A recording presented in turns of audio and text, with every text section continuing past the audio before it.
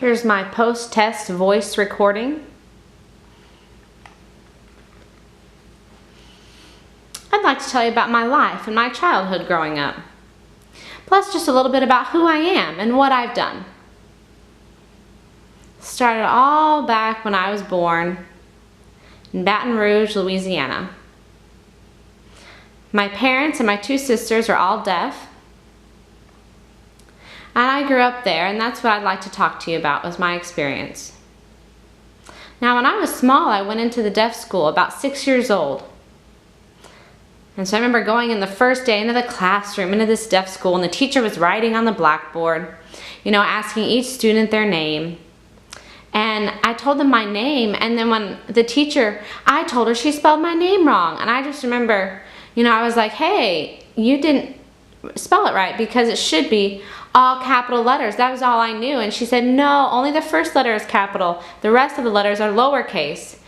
So that's when I learned about that. And I just remember thinking, wow, I thought I was so cool I could criticize the teacher. But communication was real open. We all signed together at the deaf school, and then I would sign at home, and we're all deaf, so we'd all use American Sign Language, and it was such a comfortable environment to communicate in. Till about 1962, when the deaf school changed to the Rochester method. Mr. Scout and the new principal moved in, and he said, English is what's important. He said, we need to use the Rochester method, also called visible English. At first, all of us thought, well, finger spelling, that'll improve our English. We felt like that would be a good idea. So remember, we started finger spelling, and the whole campus, all over the deaf school, they painted on the things: sidewalk, window, door, pencil sharpener, everything all over the campus was labeled. So we would finger spell throughout the whole day, and I realized that this form of communication, the finger spelling, it was just so laborious, not easy at all. And I was a day student, so I would go home at night, and then I would come back the next day and I would have to finger spell at school, and then at home I would sign, and it was not easy to change those modes of communication. And I would get a little rebellious, and then they would say, please finger spell. So I want to tell you about some of the things that happened. So first, my grandfather, we knew he was dying. We were just waiting. He was, 80 something. And so I remember one day my mom came to school, and I saw her walking, and I knew that it meant that my grandfather had died. And I saw her walk to the school, and then sure enough, the principal secretary called me, and said, can you please come here, MJ? Please come here with me. So she fingerspelled that. So I went, and my mom was sitting there, the principal was sitting in the office, and my mom said, your grandfather passed away. And I said, okay. And the principal said, what did she say? And I said, my grandfather died. And he said, okay, good. And I just remember thinking, good that my grandfather died, or good that I understood the finger spelling? I wondered about that. And so different things happened. I remember we were in this play, and we have to finger spell the whole play. And so it was about Alice, and I was Alice, so we practiced so diligently, and I was Alice, and so we were practicing, and everything came together really well. And so that night, I was finger spelling the word hat, and I did H-A-A. And just for some reason, that messed me up, and I just started cracking up laughing, because I could have just signed hat, and it would have been no problem. And then I remember my senior year, we had a senior play. And that time, it was 1969. There was that famous program called Laugh-In, where people would open the doors and say funny things, and so they would give little one-liners, and the whole thing had to be fingerspelled. And then the worst of all, I remember I was the valedictorian the last day of school, and I had to give a speech. I had to fingerspell the entire speech. And my parents were sitting in the very back, and they couldn't see, and my sister came up to the front to watch. And then afterwards, I arrived home, my parents were like, what did you say? So then, of course, I was able to sign the whole thing instead of fingerspell it.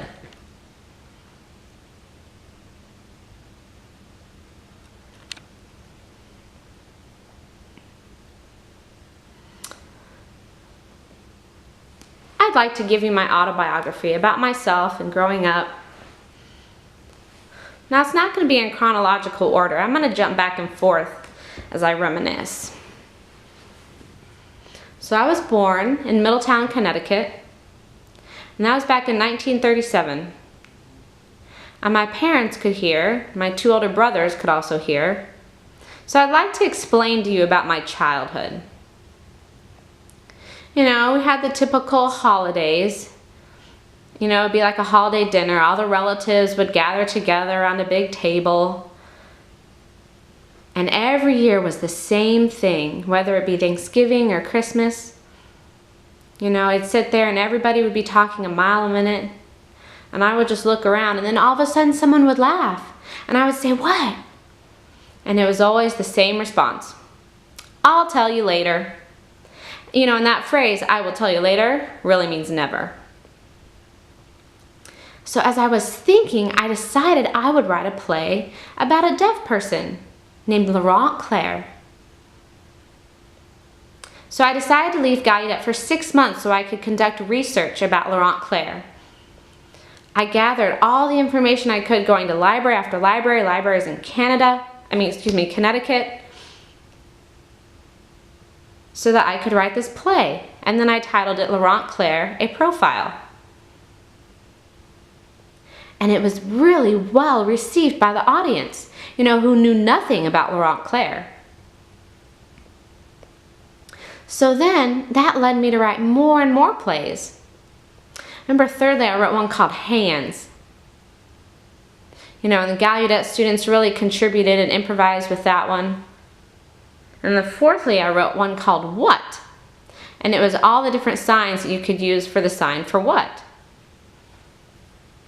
You know, and we were with a touring company, so we traveled all around. And then I remember writing a children's play. Now, we would provide children's plays every year. But this one I was thinking about, I decided to write one based on the story of Aladdin and his magic lamp. It was so great, you know, and I wrote that for children and really enjoyed that one. And then later, 10 years later, I decided to write Sign Me Alice 2. You know, that was 10 years after the first one had been written. And then I wrote one called Can Do, A Review. That was just last year. That was right after the Deaf President Now protests, and so that gave me the inspiration and encouraged me to write that play.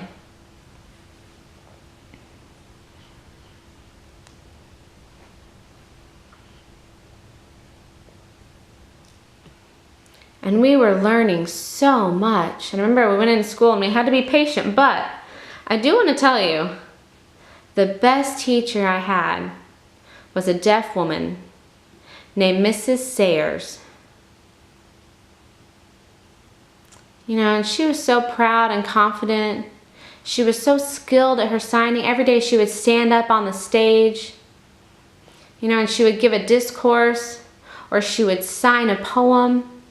And I sat there and I would just watch her and just think, oh, she has the most beautiful signing and most skillful signing. And when I grew up, I wanted to sign just like her. So Miss Sayers was one person. And then also another great mentor was my deaf sister. Now, she was a sophomore in the deaf school when I was real young, about 5. And I remember going to this play, you know, because my sister was in the school play. I remember sitting in the audience. And the play was called Huckleberry Finn. Now, there's a lot of girls in that drama class. There's only a few boys. There weren't enough. Because the play itself has a lot of male roles. So they decided to give my sister a male role. She had to be a man. My sister took it, you know, she took it like a champ, and she had to actually be Uncle Jim. So that meant not only was she a man, but she was a black man. So that meant she had to put makeup on to darken her face. And I remember watching her. There was a bed on stage. You know, and I saw her, my sister, she was laying under the bed. They were hiding. She was hiding with Tom Sawyer and Huckleberry Finn. And I just remember thinking that was the neatest thing to watch her in that.